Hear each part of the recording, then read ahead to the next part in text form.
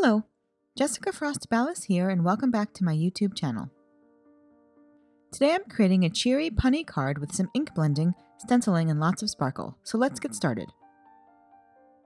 My background is going to take the longest time to dry, so I start with that first. I blend picked raspberry, abandoned coral, and dried marigold distress oxide ink onto a panel of Ranger Heavy Stock white cardstock. I start on the edges with picked raspberry and blend to the dried marigold in the center. I go back and forth between the colors until I have a smooth transition. While I'm working, I pick up the panel and look at it from different angles to make sure I'm happy with the blending.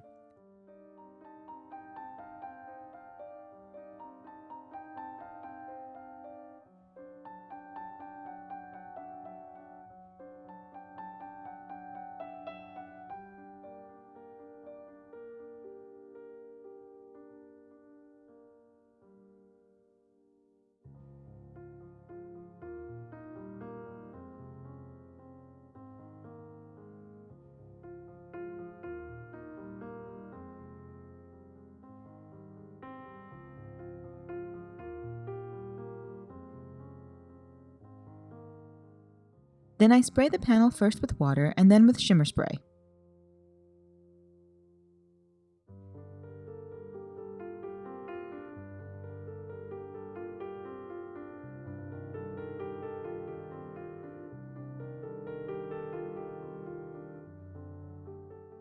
I let the panel dry for a few minutes and then tape one layer of the snowflake background stencil over my blended panel.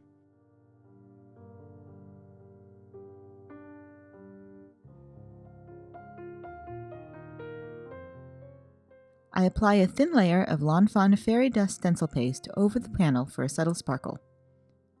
I carefully peel up the stencil and then let the panel dry completely. Don't forget to clean your stencil immediately so it's easy to get the paste off before it dries.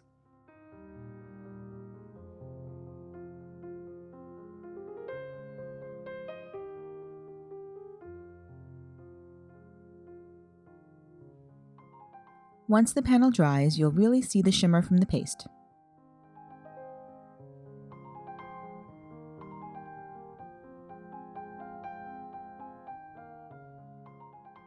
While it was drying, I stamped two of the fairies from Frosty Fairy Friends with VersaFine and heat embossed them with clear embossing powder.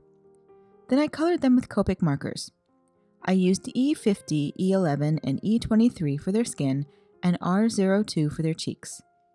I colored their dresses, winter accessories, and wings in Copic shades close to my blended background so they'd match nicely.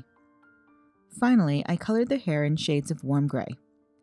Once I was finished coloring, I die cut them with the coordinating dies.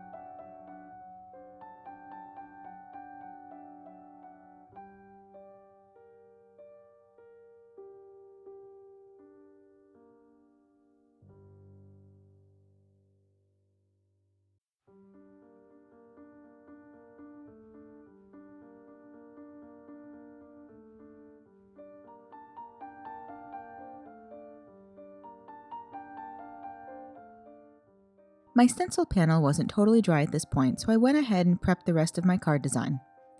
I stamped the fairy word from Frosty Fairy Friends onto black cardstock with embossing ink and heat embossed it with gold embossing powder before trimming it down to a thin label. Then I die cut the giant sending big hugs once from gold glitter cardstock and twice from white cardstock. I adhered them together to create a nice thick dimensional sentiment. I also kept the little dots above the eyes in a separate bowl so I wouldn't lose them.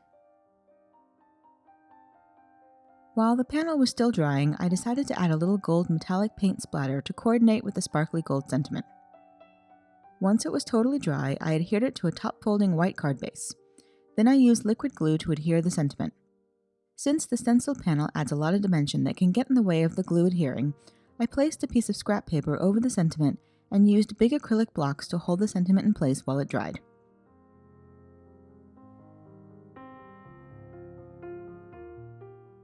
While it set, I used the glitter pen to add sparkle to the fairy's wings.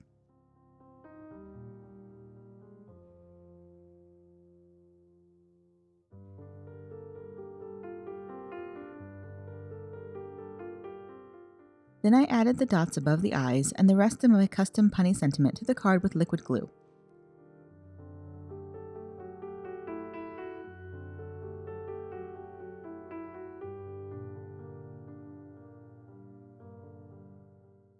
I added my fairies with a mix of regular adhesive and foam mounting tape for a little more dimension. Finally, I wanted just a little more sparkle, so I added a thin layer of Nuvo crystal glaze to the fairy wings and sprinkled them with chunky and Prisma glitter. I like sprinkling the glitter sparingly instead of just covering all the glue with glitter, so you get the sparkle from the glitter and some of the shine from the crystal glaze.